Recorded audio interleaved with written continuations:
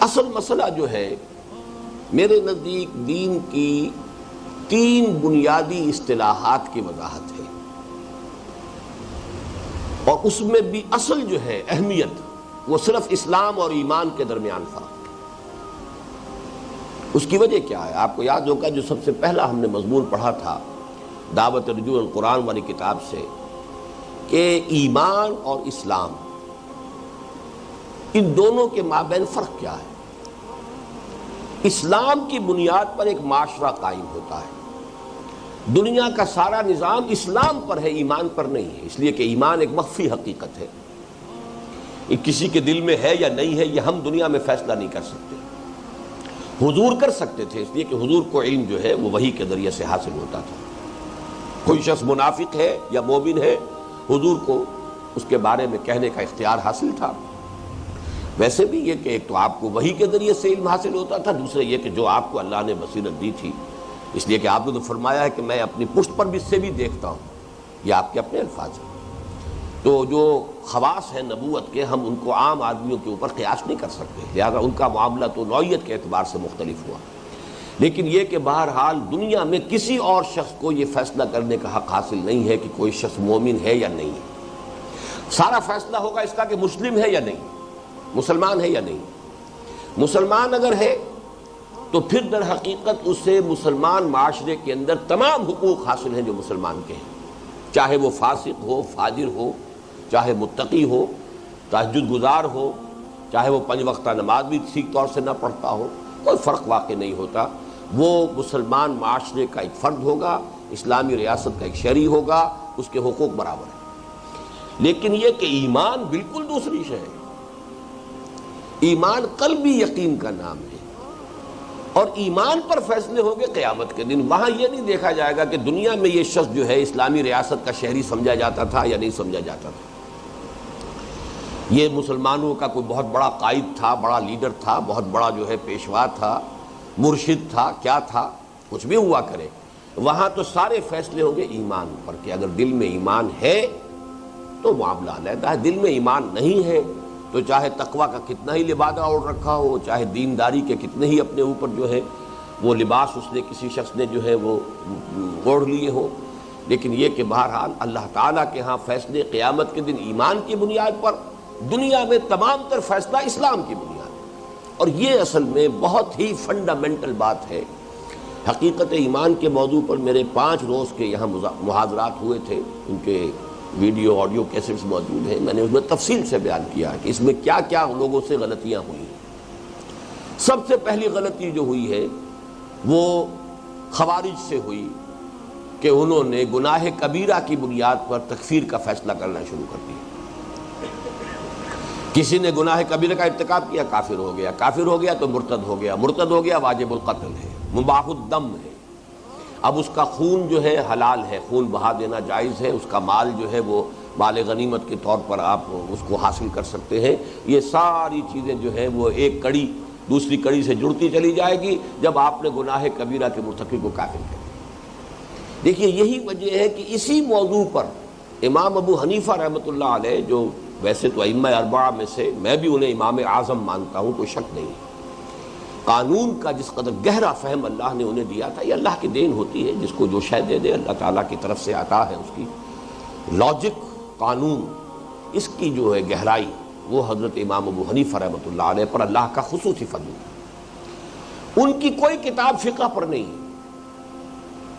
کہا جاتا ہے کہ ایک کتاب، وہ بھی ڈاؤٹ فل ہے، اس کے بارے میں بھی شک ظاہر کیا جاتا ہے کہ وہ بھی ان کی تصنیف ہے یا ان کے کسی شاگرد کی ہے، اس لیے کہ پچھلے زمانے میں یہ رواج تھا کہ شاگرد بھی تصنیفیں لکھ کر اپنے استاد کی طرف منسوب کر دیتے تھے۔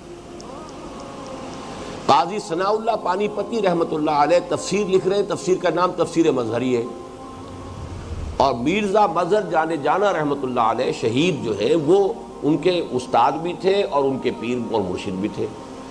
مصنف اس تفسیر کے جو ہیں وہ ہے قاضی ثناء اللہ پانی پتی، لیکن وہ تفسیر کا نام رکھ رہے ہیں اپنے استاد کے نام پر، تفسیر مظہری، استاد اور مرشد کے نام پر۔ تو اس بات کا امکان ظاہر کیا جاتا ہے کہ الفقہ الاکبر جو واحد ایک کتاب ہے، جس کے بارے میں گمان غالب یہ ہے کہ وہ تصنیف ہے امام ابو حنیفہ رحمۃ اللہ علیہ کی، اس کے بارے میں بھی یہ شک ظاہر کیا گیا ہے کہ وہ اصلاً امام صاحب کی تصنیف نہیں بلکہ ان کے کسی شاگرد کی تصنیف ہے جس نے تعظیماً منسوب کر دیا ہے اسے اپنے استاد کی طرف۔ لیکن یہ کہ بہرحال اگر ہے تو وہی ایک تصنیف ہے، وہ فقہ الاکبر ہے، وہ انہی موضوعات پر ہے کہ اسلام تکفیر کب ہوگی، گناہ کبیرہ کا مرتکب جو ہے کافر نہیں ہے، یہ تمام چیزیں۔ المسلم و کف لکل مسلم، تمام مسلمان آپس میں درجے کے اعتبار سے برابر ہیں۔ جب کسی کی تکفیر ہو گئی وہ زیرو ہو گیا، اب اس کے اسلامی ریاست کے حقوق جو ہے وہ ایک مسلم کی شہری کی حیثیت سے ختم ہو گئے، بلکہ وہ تو اسلامی ریاست میں تو مرتد ہے، واجب القتل ہے۔ لیکن یہ ہے کہ جب تک تکفیر نہیں ہوئی ہے، کتنا بڑے سے بڑا گناہ کیا ہو، اس نے فرض کیجئے شادی شدہ ہونے کے باوجود اگر اس نے زنا کیا، رجم کر دو، اس سے بڑی سزا اور کیا ہوگی؟ پتھر مار مار کے کسی کو ہلاک کر دینا، لیکن پھر نماز جنازہ پڑھی جائے گی، وہ مسلمان مانا جائے گا، مسلمان مرا ہے۔ اسی طریقے سے کسی نے چوری کی، ہاتھ کاٹ دو، لیکن نماز اس کا جو بھی ہے اس کو مسلمان مانا جائے گا۔ اس کے بعد اگر کوئی قصاص میں قتل کیا گیا، قتل کر دو، لیکن یہ کہ نماز جنازہ پڑھی جائے گی، اس لیے کہ بہرحال وہ مسلمان مرا۔ تو اس حوالے سے ان چیزوں کے مابین اگر انسان جو ہے وہ ذرا سی غلطی کرے تو بات وہی ہو جاتی ہے کہ یک لحظہ غافل گشتم و 100 سالہ راہم دور شد، کہ ذرا سا کسر ہوئی اور کہیں سے کہیں بات پہنچ گئی، گناہ کبیرہ کا مرتکب کافر ہو گیا۔ اس کے بالکل برعکس کام کس نے کیا ہے؟ وہ اہل تشیع نے کیا ہے۔ اس دنیا میں فیصلے کرنے لگے کہ مومن کون ہے، مسلم کون ہے، اس لیے وہ اپنے آپ کو کہتے ہیں مومن بھائی۔ باقی مسلمانوں کو آؤٹ آف چیریٹی، یہ بھی ان کا بڑا یوں سمجھیے کہ ان کی بڑی مہربانی ہے کہ کہتے ہیں کہ ہم انہیں مسلمان مانتے ہیں۔ حضرت ابوبکر کو، حضرت عمر کو، حضرت عثمان کو، جو بڑے سے بڑا روادار شیعہ ہوگا وہ کہے گا ہم مسلمان مانتے ہیں۔ مومن ماننے کو وہ تیار نہیں ہے۔ مومن تو ان کے فہرست میں چند ہیں، 5-6 ہیں افراد بس، باقی سب کے سب مسلم ہیں۔ تو یہ ایک بات صحیح ہے کہ مومن اور مسلم میں فرق ہے، یہ تو ہمارا سورہ حجرات کا بڑا برکتی درس ہے۔ قالت الاعراب آمنا قل لم تؤمنوا ولكن قولوا اسلمنا ولما يدخل الايمان في قلوبكم۔ تو اس کیفیت کو تو ہم مانتے ہیں کہ ہو سکتا ہے کہ ایک شخص مسلم مانا جائے اور وہ مومن نہ ہو، لیکن غلطی کیا ہے کہ یہاں آپ فیصلہ کرنے کے مجاز نہیں ہے کہ کون مومن ہے اور کون مسلم ہے۔ یہ اللہ کے ہاں جا کر کھولے گا معاملہ۔ آخرت میں جو فیصلے ہوں گے وہ ایمان کی بنیاد پر ہوں گے، دنیا میں ہم صرف اسلام کا فیصلہ کر سکتے ہیں۔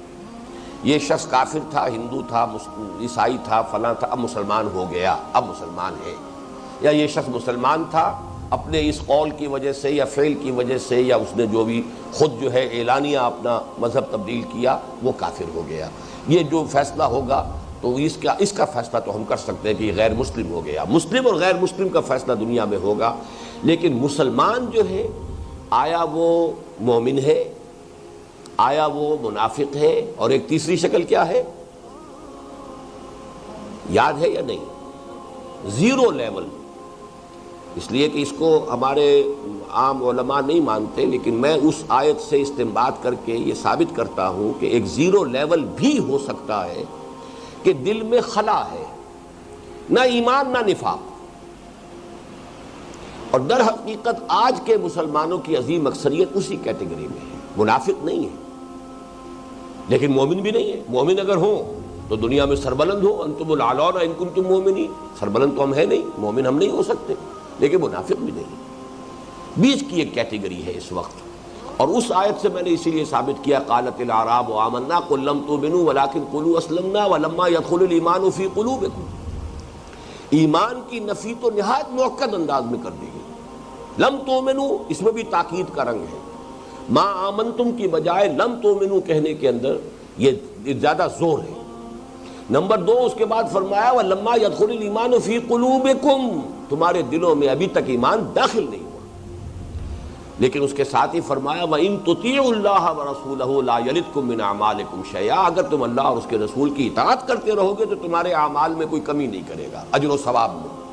منافق کا یہ معاملہ ہو نہیں سکتا، منافق کا تو کوئی عمل اللہ کے ہاں قبول ہے ہی نہیں۔ لہذا اسی آیت میں ثبوت موجود ہے کہ وہ نہ مومن ہے نہ منافق ہے۔ اور یہ کہ میتھمیٹکس کا تو سیدھا سا قاعدہ ہے کہ آپ ایک طرف کرتے جائیے پازیٹیو +1 +2 +3 +4 پلس انفینٹی، -1 -2 -3 -4 -5 انفینٹی، درمیان میں لازماً 0 ہے.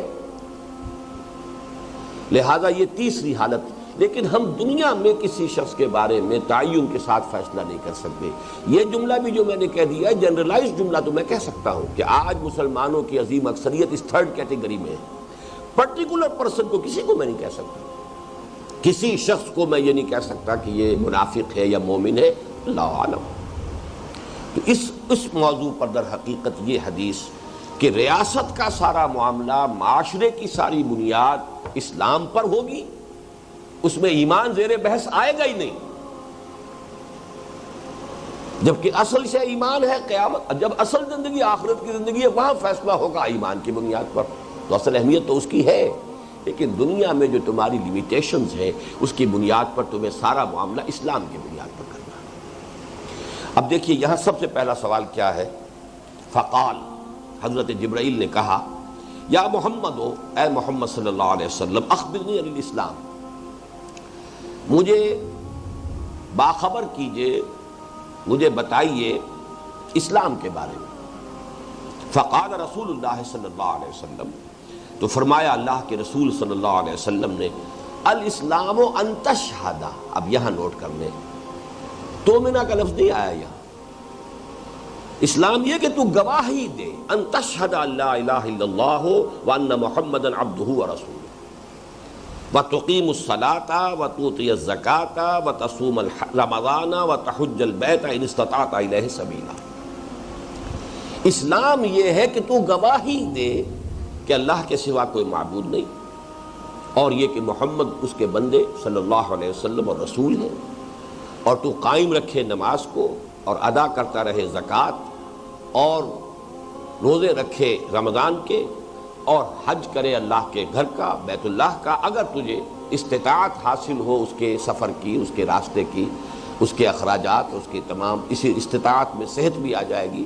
ایک شخص جو ہے صحت کے اعتبار سے بھی ایسا ہو کہ حج کی سختیوں کو برداشت کر سکتا ہو، بیمار نہ ہو، بہت ضعیف نہ ہو، اسی طریقے سے اس کے پاس خرچ بھی موجود ہو، تو اگر ہے تو تمہارے اوپر فرض وہ بھی ہے. یہ ہے اسلام.